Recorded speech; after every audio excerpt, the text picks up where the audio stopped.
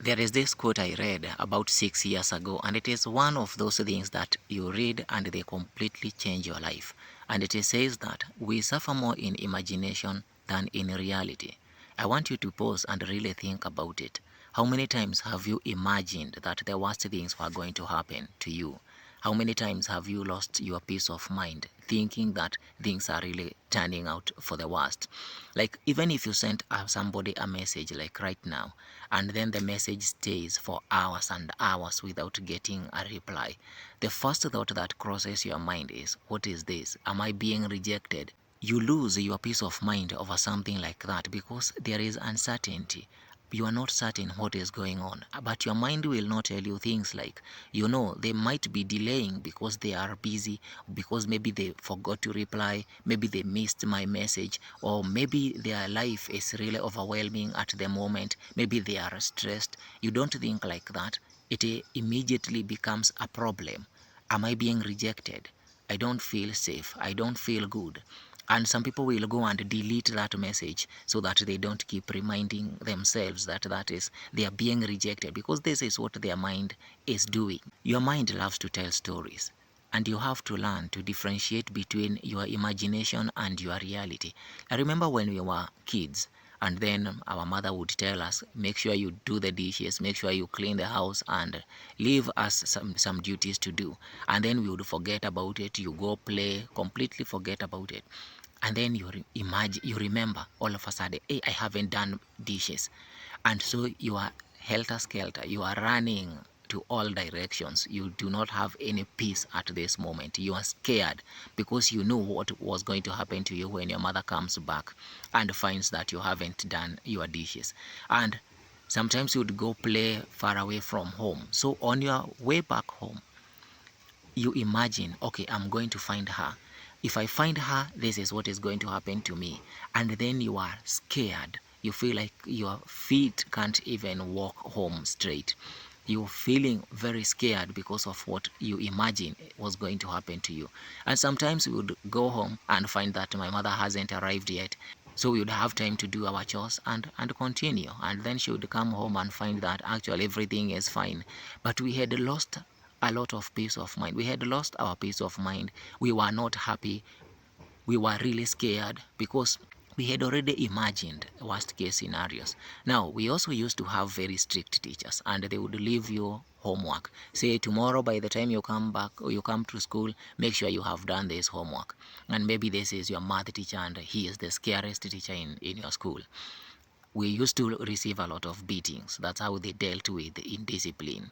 And so on your way to school, you remember, wait a minute, did I even do my homework? You remember that you actually haven't done that homework, and you know the kind of teacher you are going to meet. So you go to class, you are really scared. The first teacher enters, you have math after the first lesson, so you can't do math when your English teacher is teaching.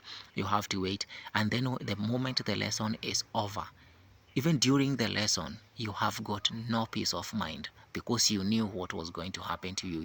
And sometimes, really, the teacher would come in and had forgotten that you had homework and wouldn't even bother about the homework, proceeds to the next chapter and completely forgets the homework. Sometimes they would not, and you'd receive beatings. Sometimes the teacher would even miss coming to school on that day. But what mattered is, did you have peace of mind before whatever was you thought was going to happen was going to happen? Did you really have peace of mind? And in most cases, we didn't have peace of mind. And the interesting thing about the mind is that the mind does not know the difference between reality and your imagination. If you pause for a minute and you start replaying your past, your embarrassing moments, you will feel the embarrassment right now. You will feel it. If you try to replay a conversation you had with someone and you replay it in your mind, maybe the painful things that they told you, and you really dig into that experience, you are going to feel it as if it was happening right now. You will, because the mind does not know the difference. It's the same thing that if somebody came and started talking about very good food and you are hungry, your mind will not know that this food is not here. You start salivating. Your body starts responding as if it is not your imagination, as if it is reality. So this is a very powerful quote to remind yourself that we suffer more in imagination than in reality, and to be an observer of your mind, to be watching your thoughts like from a distance. There's something that is called metacognition. This is, you have your thinking that is going on, but you know that you are thinking. Like, you can observe your thoughts, and you can observe the effects of those thoughts on you, on your peace of mind.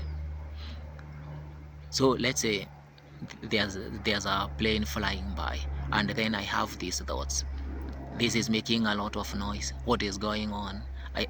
All of a sudden I start feeling irritated because I wanted to be left alone. I did not want that noise to happen, and I start getting irritated. Many people don't even know that this is happening. They just get irritated. Somebody comes and triggers you. You don't even know you got triggered. You just respond based on how you learned that people respond. So if you lived around people that were really angry, and when they got triggered, they got physically or verbally violent, abusive, you might learn these traits and you behave like that, thinking that this is who I am, this is how I deal with anger, I am an angry person, I am easy to trigger. You just take these identities. You do not see the connection between your own thinking and your own emotions. You'll need to learn to differentiate these things, to know that the things that I think really do have an impact on how I feel. You don't let your mind just think things. You listen to your mind. You really watch your mind. You are not the thoughts that arise. Your thoughts arise based on your upbringing, based on the environment you are in, sometimes even based on what you have eaten. There are so many factors that affect the kinds of thoughts that arise in your mind, but those thoughts have an impact in how you feel. And if you are really a negative person, thinking negative thoughts all the time, just playing worst case scenarios, you are going to be a very unhappy person. I don't mean that you never have to think any negative thought. Obviously, I do have all kinds of thoughts. It's the relationship that needs to change so that you can have really angry thoughts, but you are not angry.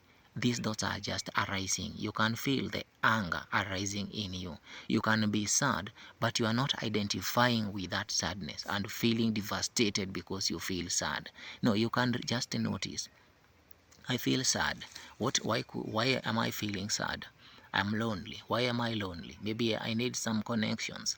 Why am I feeling angry? Because I'm broke. Why am I broke? Maybe I should do this and this. Like, try to have that kind of a relationship with your thoughts. Don't be too absorbed in your own thinking that you lose yourself, that you lose your peace of mind. Learn to tell the difference between the things you are imagining, the things that you are thinking, and the things that are really happening, because your thoughts are the ones that will affect your feelings. I want you to share your thoughts about what you think about this quote and about these ideas. And please share whether you have imagined worst case scenarios that never materialized, that never came true, but they really bothered your peace of mind. Thank you for watching.